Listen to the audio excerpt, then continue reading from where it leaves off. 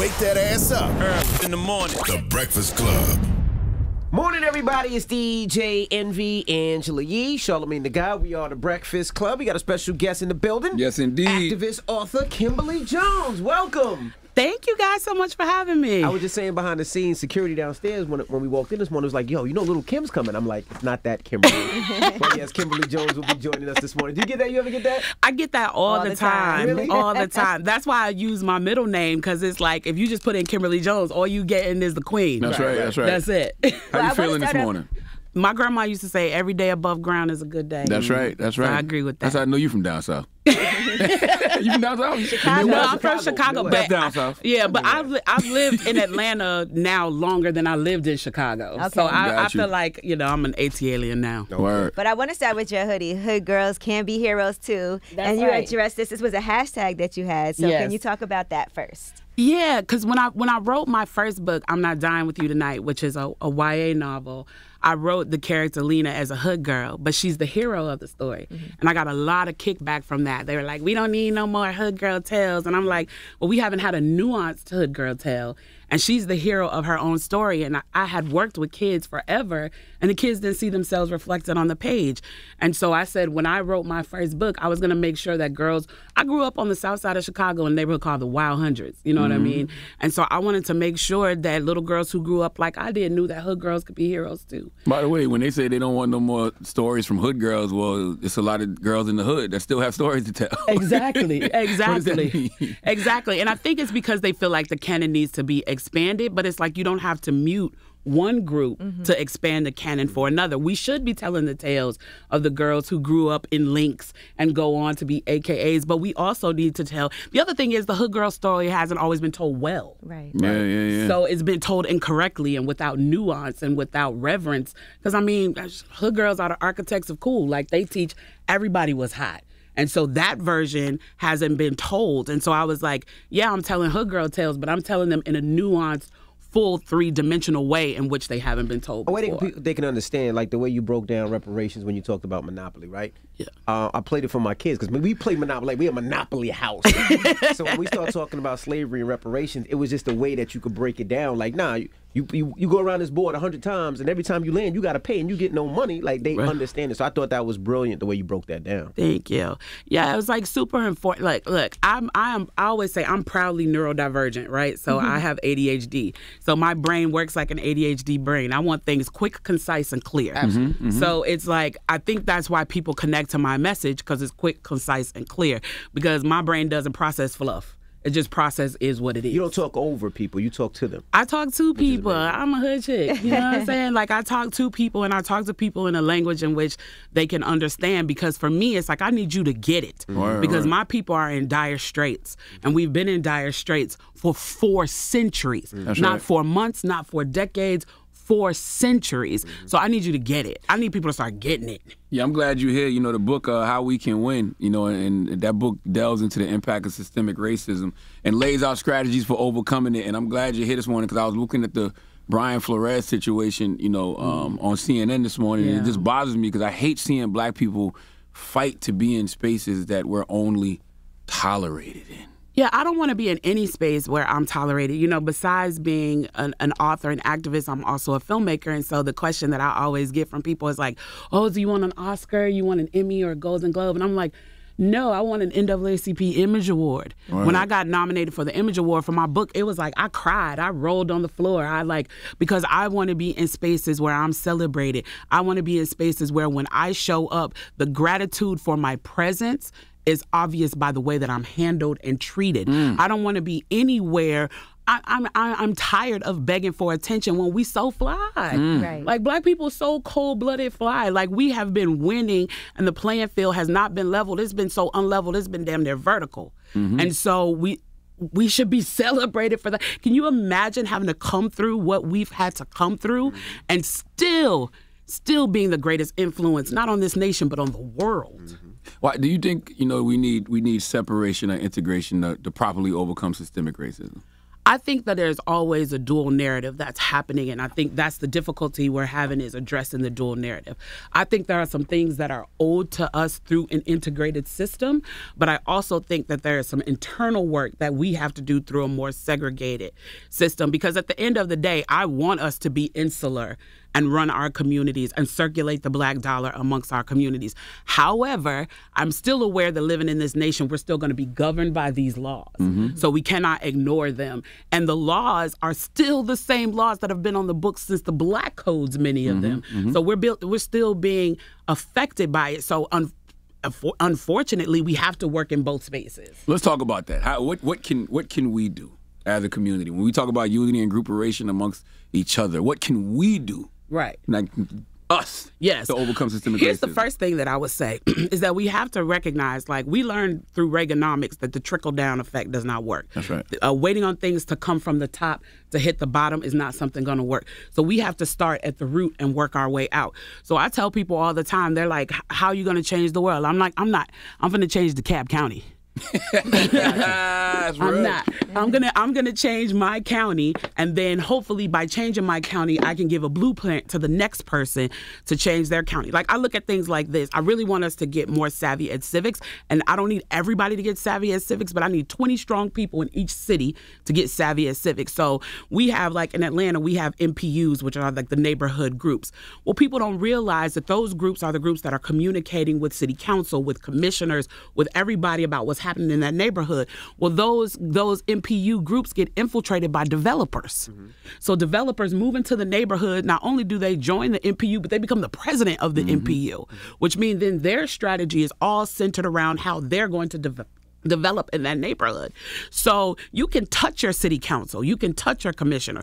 So we should be going to council and saying, hey, we want to make a rule about these MPUs that if you are developing in that community, you cannot be the president of the board. I completely agree with that, because we can't just vote. First of all, and we've been talking about this, people not wanting to vote and feeling discouraged. But also when you vote, you can vote, like you said, lobbying. And not just voting, but also coming together and making these demands and making sure that your voices are heard and being present. Being super present in your local election is where you actually have the power. I watched 7 teenage girls from a college campus in Georgia change a rape law with no money, just grassroots lobbying. If you stand on the corner of Moreland and Memorial in Atlanta, if you stand on one side of that street, you're in Fulton County where marijuana is decriminalized. You're going to get a $50 citation. If you walk 5 steps across the street, you're in DeKalb and you're going to jail.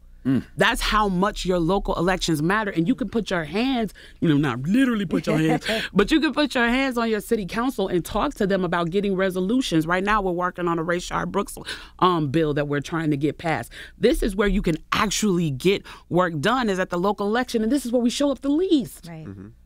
And we're all worried about the federal election where you do not have the lobbying dollars to impact that. And I'm going to tell you one thing. How we have to get savvy is, for example, these really bad voting bills that have passed, right?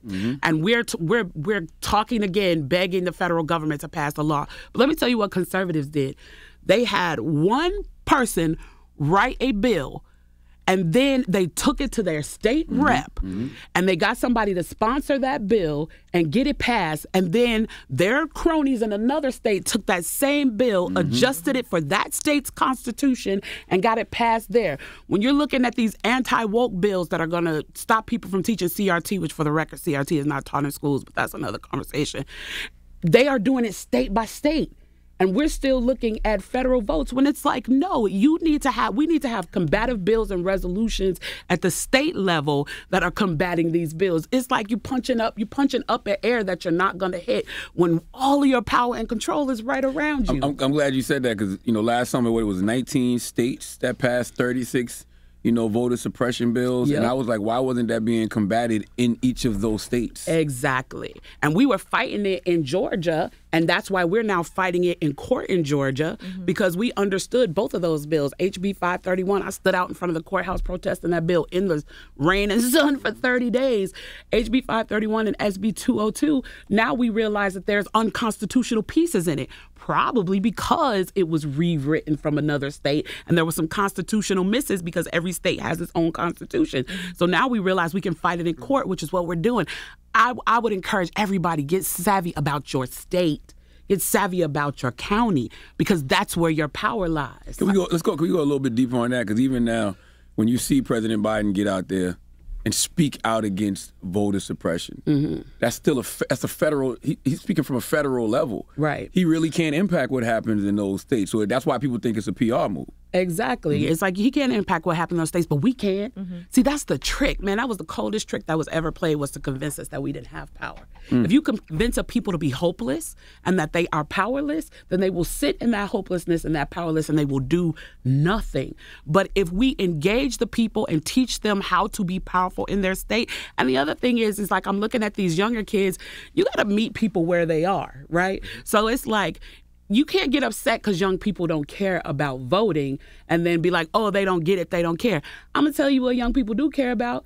Get into the bag. That's right. So if I break it down to you how you can get government contracts and how this city council person has been in this seat for 30 years and all the contracts are going to their same friends, and if we run this young, exciting person against them and get them in the seat, and now you have this relationship, and I can show you how I can grow your business through government contracts, your ears going to perk up. That's right. That's right. So I got to talk to you about what's interesting to you. And so once I get you in with there, then you're going to see the significance of voting. Right. And I'm also a fan of encouraging people to vote who you think would be good in office. If you don't think it's for you, there's a lot of people that you could be like, that person would be great as a council person. Let me see if I can convince him or her to actually run for office, and then let's all get together and make sure we uplift that person. Exactly. You know, I talk about in the book one of my greatest heroes, which is Rudy Lozano, right, who was a Latinx freedom fighter in Chicago in the 70s and 80s, and I had the privilege to go to high school and am still good friends with his middle son. And I always say the through line is no Rudy, no Obama. And the reason that I say that is because Rudy he worked with unions, and he was a job rights activist and an immigration rights activist. And then eventually over time he realized, he looked around and he said, we in the city of Chicago, and all of these seats are filled by white men. We have aldermen in Chicago, all these aldermen. And so he started going into he formed the Black and Brown Coalition, and he started going into neighborhoods and saying, who in this neighborhood could run? You know what I'm saying? And he would put the whole force of the Black and Brown Coalition to run, because he knew there wasn't enough Latinx people, there wasn't enough black people, there wasn't enough liberal white people to win these seats, but if we all came together, we could flip these seats, and that's what he was doing. And he did that until he was flipping all the seats in the city of Chicago. And so his big win was Harold Washington. He put all of his engine behind Harold Washington, and Harold Washington, he did get to see Harold Washington win, but he didn't get to see him take office, because a few days after Harold won, they came in Rudy's house and killed him execution style. Now, typical. Yeah. So you read Obama's book, he says the only reason he comes to Chicago and gets involved in politics is because of Harold Washington. No Rudy, right. No Obama. But that tells you how powerful what Rudy was doing, that the powers that be in Chicago had to take his life because he had figured out the power in grassroots lobbying and unity. You don't get murked until you become a unifier. I could sit here and talk to you about black people stuff all day. I'm not going to be on nobody's radar. Nobody's going to care. But I started talking to you about unification, about the unification of poor people and all of that. Fred Hampton got dangerous when he formed the Rainbow Coalition. Right. That's right. Dr. Martin Luther King Jr. when he started the Poor People's Campaign. Exactly. Yeah. Break that down. Go ahead, Kimberly. I like this. Go ahead. You break that down. Yeah, because at the end of the day, whiteness in and of itself is a construct that was created.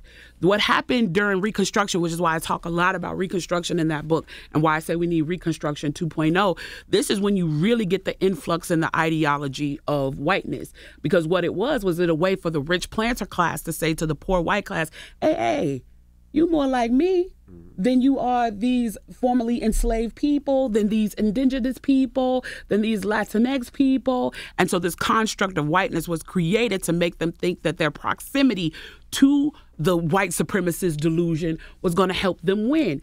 But if we all realize that it's really still to this day the great planter class that we're fighting, and we unify, and we would be able to illustrate that power through grassroots lobbying with things like what I'm talking about, what Rudy did, we would take the country back. and things will be fair and leveled, and that playing field will start to shift. So what's the greatest trick? The greatest trick is to make us think that we don't have anything in common, that we are each other's enemies. Because as long as we play that game, that we're each other's enemies, then we all keep losing because we all only got this much of the pie. That's right. And then we're letting the same 1% keep the rest of the pie. Now, another thing you talk about in the book is defund the police. And you talk about your own experience with police brutality, which, by the way, was hard for me to read. So I can't even imagine what it was like for you to have to experience something like that.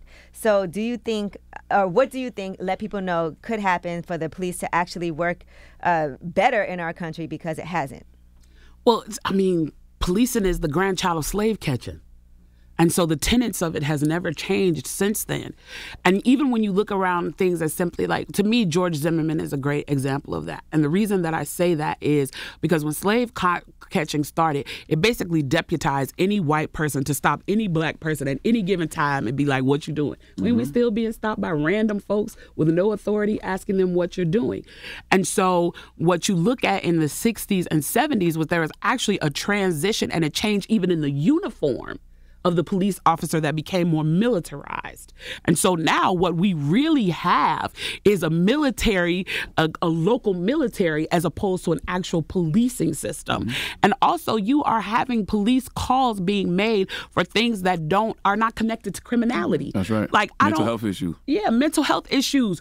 Child truancy, things that don't require a person with a gun and a badge to do it. Also, even when you look at the recruiting videos for police, it's not the nice, friendly police officer of the 1950s getting the cat out of the tree.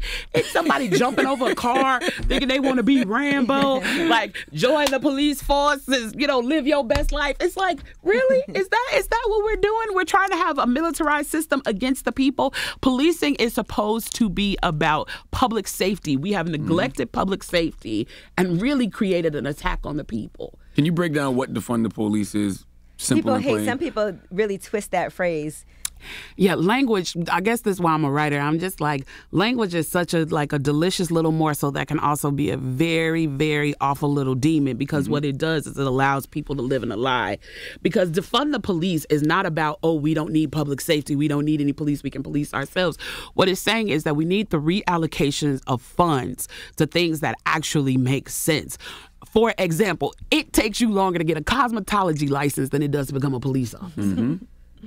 What kind of training is that? I am better equipped to handle chemicals and get somebody's do right than I am to actually walk around with a gun and have the authority to actually potentially kill someone. So we don't have proper training for the police. We are not having consistent mental health checks for our police officers, and they are handling things that they should not be handling. So we need to remove things like child truancy, mental health issues, even some domestic issues from them, and insert psychologists and people like that who can work under the banner of the police, but those funds will be reallocated to that group. Defund the police is not about let's get rid of public safety. It's about let's actually rethink the way and reimagine the way in which policing interacts with the people. And I think we should also do things like, in order for you to police a community, you need to live in it. Because if I look at a teenage Envy, and I live up the street from him, and I know that him climbing over the back fence is just him being a knucklehead, I'm going to handle him completely differently in that moment if I just see a child that I don't know and I have this preconceived notion of black kids being pit bulls. Yeah, you see Envy like, that's that little Dominican boy, Envy. He don't mean no problem. Yeah, I always feel like he don't mean no harm. He just get up, and then you could just holler, Envy, get off of there. I feel like they should. I feel like they should have to do community service too, like in the community that they're in. So every time you have an interaction, it's not because something happened, it's something aggressive. It can be a community service effort where you're there with people and you're doing something positive. And if you harm the community, you should lose your pension. Because at the end of the day, if I fire you, but the same community that you're brutalized is going to have to pay you for life, that's some bull. It is. That's crazy. You talk about something else in the book that I love, because I literally just learned this a couple of years ago, because, whenever the watermelon thing comes up, people act like that's a negative stereotype for black people. So one day I was like, well, let me look this up and see why watermelon is such a negative stereotype, because I love watermelon. It's delicious. It's delicious. You got the watermelon lesson. Break it down for people. Yeah, I do that because watermelon is delicious and nutritious. And why am I being shade about my watermelon? Good for me and good to me. You know, it's funny because it was a beautiful thing that was turned derogatory. So what happened is General Oliver Howard, who Howard University is named after, was over the Freedmen's Bureau, which was supposed to be like the transition team for formerly enslaved people to, you know, integrate into society. And they didn't give him any money to run it. What they gave him to run it for a year was the equivalent of what they spent in a week on the Civil War. But what they did give him was 850,000 acres of land. And so that's where the term 40 acres and a mule comes from. He was like, you get 40 acres and you get 40 acres and everybody getting 40 acres around here. And at the time, getting entree into tobacco and cotton was expensive, but watermelon seedlings were very, very cheap. And so we got into growing watermelon, and we literally controlled the industry. At that time, formerly enslaved people were producing about 80% of the nation's watermelon sales. So we controlled the entirety of an industry. And then when you would be in polite company and you didn't want to say Negro, you'd say watermelon picker. So this derogatory, you know, thought about this connection between us and watermelon also actually came from us achieving. Getting paid, and getting paid and being successful. And then Lincoln was shot and Johnson took office, and it's one of, I think, the only times in history that you had a Republican and a Democrat on the same ticket. Lincoln was a Republican, which was a more progressive party at the time, which was the party of black people, and Johnson was a Democrat. And Johnson felt like it wasn't black people who had gotten the short end of the stick in America. He thought that it was the poor whites of the South, and he was very vengeful about the rich white planter class because he had grown up poor. And so what he did was, if you had succeeded from the Union and were trying to get back into the Union, you had to come and get a personal pardon from him, made him feel like a big man. And one of the things that he did when you came to get that personal pardon from him was to give you 40 acres. Now, where do you think you're going to get the 40 acres from? Us. They started taking it back, and we started losing those farms. So don't even get me started about farming today, because the ripple effect of that is still hitting black farmers right now. Right now. You're still fighting for proper grants and budgets for black farmers. Yeah, and don't even get me started on the college system. The agricultural college system is so ridiculous. And see, this is why I'm like really heated about this CRT. Go, Kim, go. Yeah. Go. I'm like super heated about this CRT situation, because I'm like, first, we talk about the miseducation of the black child, but let's talk about just the miseducation of the American child, because that lack of ability to lift up intellectualism has affected us in a grand way. Let's start with the fact that we're talking about CRT. And CRT, the tenets of CRT are not even taught in school. It's not even taught K through 12. It's only taught at the college level. And the interesting thing is not taught widely at the college level. So we're not even teaching CRT. The tenets of CRT as talking about how one group impacts another is not taught. So now what we're doing is we're having these backdoor bills that are essentially just getting rid of the minimal amount of black history that's already being taught. But all you have to do is make a bunch of YouTube videos, TikToks, and Instagrams convincing people. I was on one of my favorite people in the world, Alfred Shivry Brooks, who runs this podcast called Teacher Talk, and I was on there with a guy who wanted to argue with me about CRT, and then he couldn't even explain to me what CRT he didn't know is. What it was. And you see in Florida, they're saying if you make white kids feel uncomfortable, or white people feel uncomfortable with whatever it is that you're teaching in school, like that's... Ain't this the same people that be calling folks snowflakes? Yeah. These the same folks. Absolutely. Calling people snowflakes, talking about people weak and soft, and now you talking about it's going to hurt your feelings to learn about the truth. The truth is, Ruby Bridges, who integrated school, is only in her 60s. So what it is you don't want your grandkids to know that you spit at her. That's right.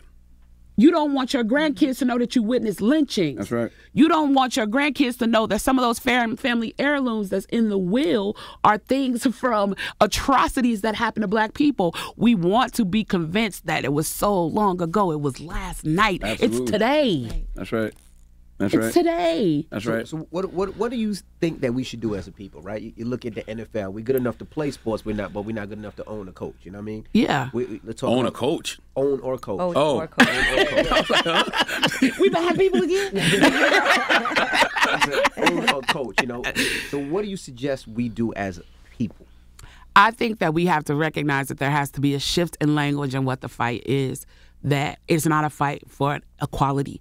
We do a massive disservice to our ancestors when we say that they accomplished nothing. I'm right now in this building with y'all because of what they did. I got in the car I wanted to get in. I slept in the hotel I wanted to sleep in because of what they did. So I don't like when people say, I ain't my ancestors. I hate that. You right, you ain't your ancestors. Because your ancestors walked 361 days in the bus boycott until their feet were bloody so that you could sit where you wanted to sit, and you can't last 5 days in a boycott. I hate that shit. I hate when people be like, if that was me, I'd have did this. You wouldn't have did nothing. You wouldn't have did nothing. Right. You can't even manage to not watch the NFL for a whole season. Yeah, they're racist. I am not. We are not our ancestors. You'll get these hands. No, you won't. No, you won't. Yeah, you won't. You scared to death of the white man. You are not that tough. You cut it out. I'm out there on the front lines. I'm out there with, you know what I'm saying, with your Najaha and Tamika and all of us are out there. Y'all ain't out there with us. I'll be looking around. All these people be saying But I saw you listed the 9 priorities. I had to pull it up. You said career, home, transportation, relationships, finances, health and beauty, hobby, education, and community. Yes. Because I want people to realize that even if you're doing this work or if you're not doing this work, the most revolutionary thing you could do is self-improvement. Mm-hmm. Like, imagine if we all tomorrow just woke up and was like, I'm going to be better. Just me. I ain't going to worry about nothing else that's going on in the world. I'm going to get up today and I'm going to be better. I'm going to be kinder. I'm going to be more efficient. I'm going to be more educated. I'm going to be more involved. If we all just did that, the world would shift drastically. So when people ask me, specifically also when allies ask me, how can I be better?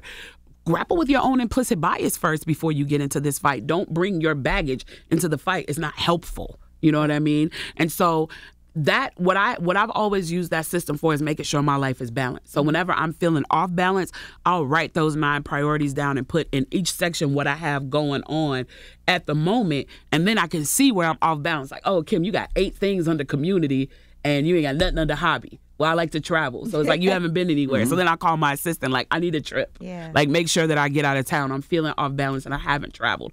Or, you know what I'm saying? I'll look and I'll be like, oh, man, I haven't kicked it with my sister. My sister lives in Detroit. And I'm like, you know, I'm going to kill 2 birds with 1 stone. I'm going to go to Detroit and see my sister and unwind. So it just keeps me from not allowing this work and this life to become so overbearing that I lose myself. Because a lot of times we think our revolutionaries are only valuable if they're angry or dead. And I don't plan on being either. What are your thoughts hold on. You talked about developing. I want to go back for a second. When you talked about developing in the different cities and how they push us out and they become the presidents, what are your thoughts on redlining, opportunity zones, kind of what they say is for us, but at the end of the day, it's not really for us? It's not really for us, which is why I'm calling for Reconstruction 2.0. We need to bring back something to the likeness of the Freedmen's Bureau and allow it to do what it was supposed to do.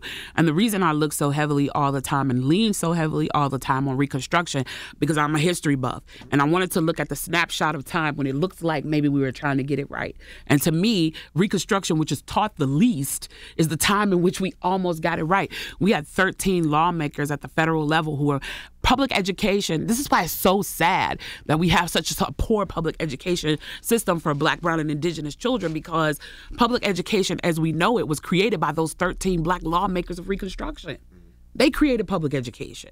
And yet their descendants don't benefit from it. We spend $200 billion more annually a year educating white children than we do children of color. Wow.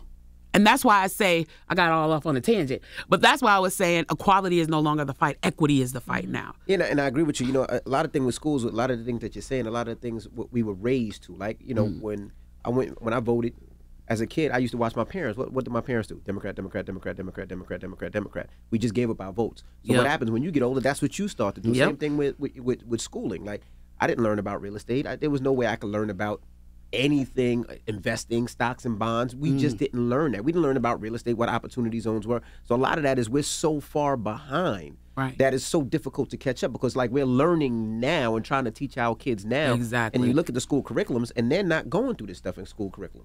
Right. And then that's why when I get, you know, Twitter trolls, that's where all my trolls live, on Twitter. They don't bother me too much on TikTok because I'm just doing old lady dances on there. But, you know. You're doing the Running Man and the WAP. Right. I'm killing the Reebok on that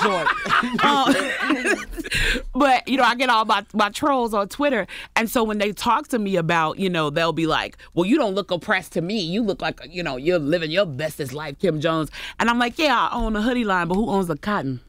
That's right. Word up. If right now you told me that I could only run my business through black vendors, where am I going to get the cotton? Yep. Where is it going to be manufactured? Yeah, where are the factories? Yeah, where you going to get it pressed at? Where am I going to get it pressed at? Like all of that. And so when you're talking about how we have not have entree into industry for, again, centuries, that means that when we're playing catch up, that's what we have. We have the hoodie line, but I don't have a cotton farm that I could reach out to that's black owned, and if I do, they're far and few between. There's one or two. You know what I mean? Far from that. Like you think about it. The car you drove in today. Is there a black owned car company? I know there's Lucid. I believe Lucid is black owned. They're just starting to get it together. But is there one that we can support? No, but why not? Because when you think about, in order to get to the point where you can have those kind of businesses, you have to have generational wealth. That's right. You cannot have one generation of wealth and be able to invest at that level. You have to have generational wealth. And see, people talk about welfare and stuff like that. I'm like, boy, the welfare system for white people been lit and very different than what we got. Between 1925 and 1965, the U.S. government underwrote $200 billion in home lending on nearly 0% loans to build the white suburb and the white middle class. And those, I have several of those mortgages at my office. I should have brought it with me. Many of those mortgages actually had language in it that said these homes could not be resold to black people or Jewish people. That's crazy. Damn. That's crazy. So when you're talking about welfare systems, when that welfare system was a road to home ownership, and home ownership is one of the greatest ways to build generational wealth, and what we got was the projects. Yeah. Again, I go back to my original statement. How can you win? And that's happening now. It's happening all over again. When you got these big companies, they'll come in and buy 13 of these new houses in the neighborhood and then rent them out. You're not even able to buy them. And let me just shout out this. There is 3 black-owned car companies. I just want to shout out maybe people to do their homework. Yes, do it. Kantanka, which is out of Ghana. One is Inson, which is out of Nigeria, and Kira, which was created by black students all out of Africa. So nice. I thought Lucid Big was up too, Africa. I might be wrong. Big up Africa. Yeah. Can we talk about that? Because I feel like, I don't know, my spirit been telling me that this is the year that we have to have a connection with the motherland. Definitely. Without question. You know what I'm saying? Marcus Garvey had it right. We should have just listened to him. And just left. We should have just listened to him, man. We'd have been in a better situation. Yeah. Like, Africa is so rich in so many ways, and it has been one of the worst spaces of colonization. Not only in the transatlantic trade slave, if you believe in that. I know the more is going to be like, Kim Jones! But, you know, it's like when you look at the richness of what Africa has to offer, and the fact that we don't have the good, clean common sense to go invest. One of my dearest friends, who is the keeper of the jewels, a good friend of mine, Eric Majette, who has single-handedly bought back 30,000 pieces of our history. I mean, he owns everything from Malcolm X's glasses to he actually owns product of still in the can of Madam C.J. Walker. Wow. And that's been his life's work, is buying from collectors, buying back our artifacts. He just went over to Ghana and hit me the other day like, sis, this my land. And I'm like, I love Eric, and I ain't trying to hate on him, but Eric only got $4.87. So I know if he could take his $4.87 and go over there and get a massive plot of land, it's like, what could some of the rest of us do with that? You know what I mean? And it's like, we have to realize, like, Akon, I love Akon. You know what I'm saying? Because I think he's thinking in the right direction. I think everybody who understands what we can do, because here's the other thing, when I'm talking about unification, the diaspora, we got to treat each other better. That's right. And we got to get closer, and we got to get a better understanding of how to interact with each other, because we're the minority here, but we're getting close to the majority worldwide. And so it's like, think about what that unity could look like if we had trade lines for us between here, Africa, Brazil, Haiti, all these spaces. And one thing that you did bring up in the book that I wanted to address too, as you were talking earlier about black-owned businesses, and we do have to support our black-owned businesses more. And one thing you said was like, when the ice cream machine is broken, we come back the next day and we're like, is it fixed yet? Can we get some? Yeah. And we do have to give each other some grace and give each other a chance to get it right. Yeah, no, we have to extend more grace with each other. We have to be more patient. You go to McDonald's 8 million times, you ain't got a McFlurry yet. The machine, I can't name somebody who hasn't had the machine ain't. I don't. Black people who want to get into invention, figure out a way to fix that McDonald's ice cream machine. I think somebody did invent that.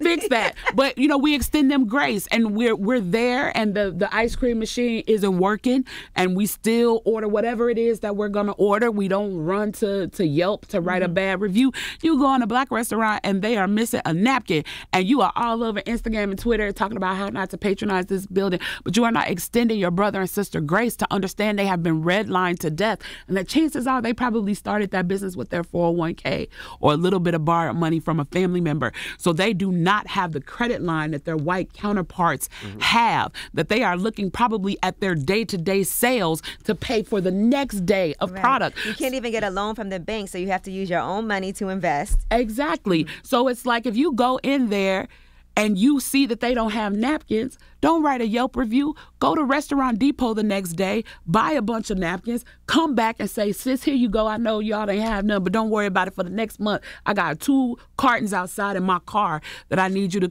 Man, kindness is so gangster. When did we start thinking it was being a punk to be kind? It's easy to be mad, awful, riled up, emotionally insecure, emotionally immature, and pop off at each other all the time. You want to show me your maturity, your grace, your strength? Be kind. Yeah. But that goes back to what you said earlier about, people having to do work on themselves. Yeah. You know what I mean? Because a lot of times we're projecting our own pain and our own hurt and, our own anger on the people. Onto each other. And it's like, that's also part of the grooming process that happens. We have to realize too that sometimes we are agents of the white supremacist delusion. Yes, absolutely. You know what I mean? And so it's like we have to learn how to interact better with each other. Like I want to see everybody win. I'm like Issa Rae, I'm rooting for everybody black. You know what I mean? Like I want to see us win. And just because I'm pro-black doesn't mean that I'm anti-white. What I'm saying is my house is on fire. Right. My house is on fire. I'm so glad you ain't give it a toilet paper, man. Yeah. I'm so glad you toilet That's paper. disrespectful. Look, Charlamagne, we come from the same cloth. But then I thought about it because they said that to me the other day when I handed somebody toilet paper. I was like, I know we got Kleenex. You could have handed it to me. I know. You could have handed it to me. My mama wouldn't buy no separate tissues. But I'm so... I know. That's fancy. She was like, Mom, we need some Kleenex. Here you go. That's right. I don't know what you think I didn't know this that is. wasn't Kleenex. Yeah. No, it's Queen not. Elizabeth, you better use this roll. But Kim, what you said is important. You're not anti-white just because you're pro-black. Because I do have, it's so interesting. This woman wrote an article about my coffee shop, and people were mad about it. White people were like, oh, well, just because it's a black business. So what if I own a white-owned business? I don't have to write that and advertise You should have called that. your ghetto cousin Kim. I would have went handle them people. But we did, like when we built, and we were proud of this for Cup, like the way that we built the coffee shop was everybody involved was black and brown in building out the space, from the architect to the electrician to the plumber. Love it. Everything, everybody. And most of the items that we sell in the store, I think everything except for the milk, because we haven't been able to get that part yet. But everything is a black and brown owned company, and some people hate that. Well, I think the reason why people hate that is because they think if you're pro whatever your community is, if you're pro-black, if you're pro-Asian, if you're pro-Jewish, that it's going to be anti-whiteness because pro-whiteness has been indicative of being anti-others. And so it goes back to that last line that I said in my original speech, that they are lucky that what black people want is equality and not revenge, which I wish now I had said equity. But the reason I say that is it's because it's this ideology that if we gain any sense of power, that we would treat them the way they've treated us. And that's really not our nature. That's really not our nature. No, At the end of the day, you know what black people really want? And I would like to speak for all black people as president of the black delegation. I'm just kidding. We really just want to be left alone. That's all. Peace. We really just want to be left alone. I don't even want any more than anybody. I just want the opportunity to be able to get what I can get without you trying to stop me. That's it. I tell people all the time, they're like, are you fighting for black excellence? I'm like, no, I'm fighting for black mediocrity. I just want to be average. I just want The right to be average. I just want the right to have a poodle and get a bump ground pool in the back. Go jogging. Maybe go to amusement park in Sandusky, Ohio. You know what I mean? Like, mediocrity. That's what I'm fighting for. I'm fighting for mediocrity. I'm fighting because LeBron, the LeBrons of the world, the superheroes, he's going to be LeBron. You know what I mean? Like, you know, the Oprahs of the world, they're going to be Oprah. But that is not indicative of the full scope. Because the black middle class was crushed under Reaganomics. That's right. It was completely crushed under Reaganomics, which is why I cussed Reagan out on national news when I was 8, and my mama was like, "Well, this child gonna be interesting." You remember what you said? Yeah, they asked me. They were asking me about the Contra hearings, and I said I was 8. They wanted to talk to a young person. My sister, who's 6 years older than me, is very, very shy. My sister Audra, shout out to Gigi, and they were trying to interview her, and she was like, "I don't want any parts of this." And they were like, "Okay, never mind." I was like, "Well, I have something to say." And they were like, "Little girl, what do you have to say?" I said, "Ask him about flooding the community with drugs." Ask him about that. And they were like, "Excuse me?" I'm like, "Yeah, ask him about the drugs." And people were calling my mother like, "Did you see your child on the news to asking the president about the drugs?" And she was like, "Yeah, that sounds sounds on brand." I was going to ask you, with your book, I'm doing a book now, so you realize the politics in books, right? Yeah. So are they blackballing your book in certain places where the book is not going to be because of some of the things that you talk about, whether it's up front and center at Target or here or there? Are they doing that? And how are you going around that, if so? What I do is I show up. When someone calls me and they're like, "Oh, I was in this store and they didn't have your book," I go to the store and I'm like, "Hey, do y'all have anything by Kim Jones?" And they're like, "No." And I'm like, "Well, I'm Kim Jones." And I'm just curious because I see you got the 1619 Project and you got this and you got that. And, you know, it would look real nice next to those books. You know what I'm saying?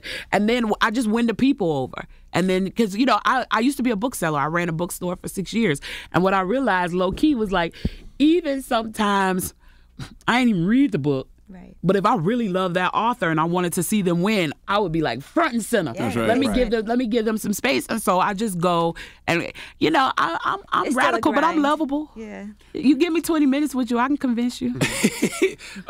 You spoke with grace. You're also a big proponent of ending cancel culture. Yes, I hate it. You say cancel culture gonna creates cancel me missed for saying it. opportunities. I hate it too. No, I'm with you. I hate it. Because I like what you say. You say it creates missed opportunities to teach and learn. Exactly. And if we're not offering people a road to redemption, then what are we doing? What you think people gonna do when you cancel them? Drop dead? What do you want them to do?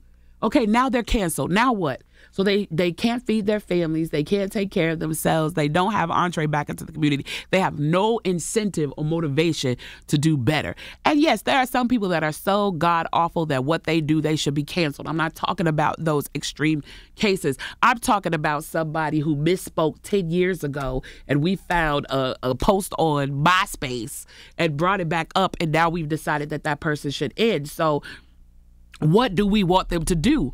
Do we want them to evaporate from the earth? Are we going to start putting them in pods for misbehaved people? So what it really is a missed opportunity to educate, to get people back on the right road. And we need to create systems where people can do that and we can welcome them back in. Because if I know that no matter what I say or do, I'm still going to be viewed the same way I was 6 months ago when you canceled me, what incentive do I really have to be better? All you're really going to nurture in me is resentment. Correct. That's it. That's right. What do you think about politicians when it comes to that and the track record? Like, say they did something that was really harmful, 10 years ago, 20 years ago, Like but Joe now... Biden. Yes. Yeah, what? I don't rock. Like a lot of I don't rock with that dude. So no, but what do you say about that? Because a cancel culture doesn't seem to apply to politics. Well, and see, when I think of that, I don't think of that as cancel culture. See, your vote, we don't work for these people. That's right. These people work for us. So your vote is your ability to hire or fire. And when they are running for auction, that is an employee review. So I don't look at that as cancel culture. I look at that as you're not good at your job. So we're not going to rehire you. You have been let go. You need to go find something else to do with yourself. But do you trust somebody who did something like 10, 15 years ago and now they're like, no, now I believe the opposite? It depends on what it is. You know what I mean? Like it's relative to what it is. If you made a law because it was relevant at the time and it made sense at the time and now it's not, then my expectation of you is then you're gonna figure out a way to fix it because that was your mess up. And this has been my biggest issue with this administration. Both of y'all participated in the incarceration of the million black men who were incarcerated under the war on drugs. What are you owed to fix it? You telling me it was a bad mistake at the time don't mean nothing to me. And it don't mean nothing to my brothers and sisters who are sitting in jail. It don't mean nothing to the kids who grew up without family members. It doesn't mean anything to us now looking at big business getting ready to make all this money on marijuana off of weed and all these people who are sitting in jail with these 100-to-1 sentences that they were given under that law. So, no, I don't forgive him for that because you haven't done anything to rectify it. That's right. Listen, if you a politician, you my boyfriend. So if my boyfriend wild out on me, he gonna have to come with some flowers. Just texting me talking about, babe, we good, ain't gonna work. That's right. And these niggas will fight you over them people. Like they will fight. They will go harder for defending those people in their record than they will do just a black man, a black woman who made a mistake. Exactly. And I'm like, that's crazy because what they did was not a mistake. What they did was apartheid. Yes. Yes. Absolutely. It's severe. It's extremely severe. Let me tell you something. Black people were upwardly mobile. That war on drugs killed us. That influx in introducing cocaine and the crack epidemic ruined us. It's the first time you took the mother out of the home. That was detrimental. 86 mandatory minimum sentencing for drugs, 88 crack laws, 94 crime bill. Yeah, Biden was the architect of all three of those. And then the world was, you know what? I told my boyfriend the other day I was tempted. I was on Revolt around the time that around his inauguration, and I was popping my. Can I curse on this show? Yeah. Oh, I was popping my shit and I was talking reckless about him on Revolt. And it's a whole feed of people like just going in on me on Revolt, calling me stupid. I told my boyfriend the other day I want to go back to that post and like respond to every comment now. Because right, now that you see what's on the other side, because this is what I was telling you even when he was selecting his cabinet didn't look like he was gonna give a fuck. It didn't look like that change was coming. It didn't look like he was going to rectify what he did, which was his greatest sin. Crack killed us. I wish I could get people to understand that. Crack killed us. It took the mothers out of the home. It took the fathers out of the home. It put people in prison. It put our children in foster care where they were brutalized. When you talk about the mental health that needs to be corrected in black people, it's like when you look at what has happened to our kids in the foster care system as a result of that law, it was one of the worst things that happened to us. And you can't just tell me you sorry. You got to do something. That's right. You got to do something, or you got to know I'm going to keep coming for your neck. And and there's nothing wrong with that. That's what democracy is. I voted for him. Knowing all of that. I hired you. Word. So I can hold you accountable. And we should hold people accountable. I ain't so in love with nobody that they could be held unaccountable. Right. I called Obama out on his BS. I called them all out on their BS. You ain't my homie. We ain't kicking it. We ain't drinking 40s on the porch. You ain't sitting out there with me with the hot fries, with the pickle, with the peppermint in the middle. We ain't cool like that. What? I ain't never heard that combination. That's a Chicago thing. You lost me. You take your big pickle, you take a peppermint, you stick it in the middle. It's a Chicago thing. Now, I want to ask you one more thing before you get up out of here. Not that we want you to leave, but we have another guest. I know, I'm gonna miss y'all. I know, but listen, Kimberly, come back anytime. You're Young Dolph's cousin. Yeah. How close cousins? So here's the crazy thing about how me and Dolph found out we were cousins is that I was producing. There was a film that a hood, because trap movies is my thing. You know what I'm saying? So I have a movie that I produced that's on Tubi called Products of the American Ghetto, and Dolph was on the soundtrack with Ugly Money Nietzsche. He was P. Nice then, and so I was producing the music video for that. And so as we were producing the video, me and Dolph standing outside smoking, and gets to talking, and he asked me where I was from. And I said I was from Chicago. And he said, I'm from Chicago. I said, no, you're not. You're from Memphis. And he was like, yeah, but I was born in Chicago. You know, I have all this family in Chicago. So me and him get to talking and going back and forth. And we started making a connection and realizing like, oh no, all jokes aside, we might like actually be cousins. And he was like, yeah. So he called some people in his family. I called some people in my family. And we're like distant cousins. I think we're like, you know, like fourth down the line or whatever. But we realized that we were cousins.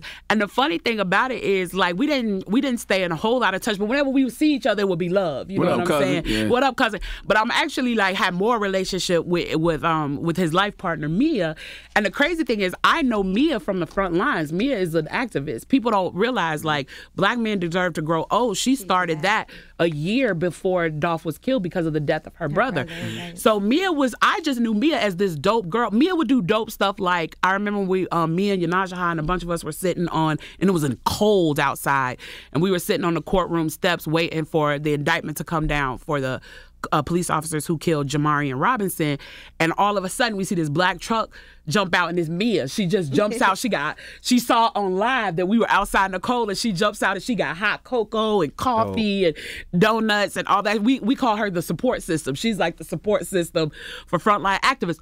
All this time I knew Mia. I never made the connection she was Dolph's girlfriend. Oh, wow. So then when Dolph passed, she had reached out to me back in July and was like, Kim, I really need you on Black Men Deserve to Grow Old, and my mother had just passed. So I was like, oh, Mia, right now, sis, thank you. Lula did this life. You ain't got to worry about Lula. Lula left this thing with she ate and left no crumbs. But actually, my next book is my mom's biography, because she programmed robots that delivered the mail in the Sears Tower in 1976, and I'm writing about that. Wow. But yeah, Lula was cold. But she was also one of the original Playboy waitresses. So my mom is dope.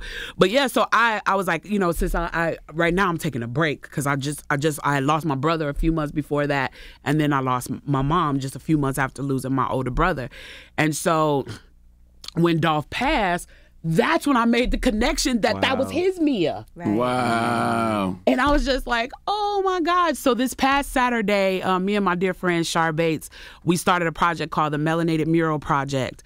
And we are doing them once a month, where we're doing old school block parties, DJs. We had DJ Greg Street out there, DJs, food trucks, life-size games. We did this last one at the skate park, so kids came out and skate the park, and we unveiled our first mural, which was Dolph's mural, and we had several city council people come out and do proclamations to make it Young Dolph Day, and Mia was there, and she gave a beautiful speech, and we're gonna do that every month. Our next one coming up is for young kid Leeton, who was a 12-year-old sweet boy who was killed by state troopers.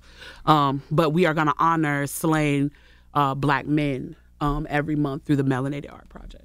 Wow. Man, Kimberly, tell them where to find you, Kim. Follow me on Fanbase. Hey, to my guy, Advocate the Third. I'm on Fanbase as Kimberly Latrice Jones. You can follow me on them other social apps, but I ain't shouting out nothing but Fanbase. All right. Hey, listen, man, this is Charlamagne talking, man. Please go out there and get How We Can Win, Race History and the Money Games That's Rigged by Kimberly Jones. Go to Amazon right now. By this afternoon, I want to see this a #1 bestseller. Okay, Kimberly Jones, How We Can Win. Go get it off Amazon and wherever you buy books right now. And I want to shout out Tryon. That's the car dealership I was talking about. He's still trying to make sure he gets this. I love this. When black people do that, I want to make sure we get it right. And he was an ex-Tesla engineer and started his own company. It was Richard Patterson is his name, Tryon. He's the first black-owned supercar company in the U.S., manufactured in the U.S. So I want to shout him out. All right. So shout to him, all right? Go get the book, How We Can Win, Kimberly Jones. Go get it wherever you buy books right now. Absolutely. Okay? Kimberly Jones, it's the Breakfast Club. Good morning.